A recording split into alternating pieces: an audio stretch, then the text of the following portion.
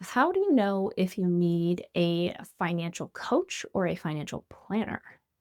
This is another common question about like what's the difference between a YNAB coach, a money coach, a budget coach, and a financial advisor or a financial planner. And like I mentioned, I actually have both and both have both businesses for both.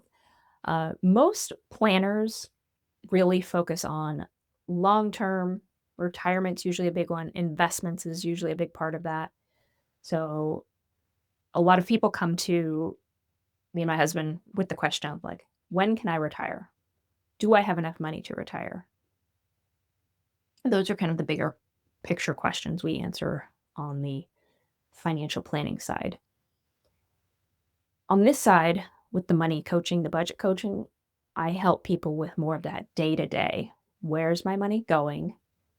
What's coming in? What's going out? And am I spending more or less than I'm bringing in?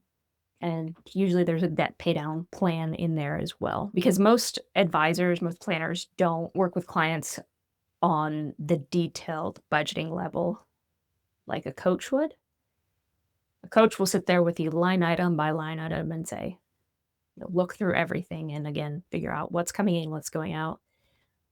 Most planners and advisors just say, tell me what you're spending and we'll plug that into the system. So if you don't have any idea, then maybe you need somebody to help you figure that out. So that's what we do here. Figure out exactly where your money's going.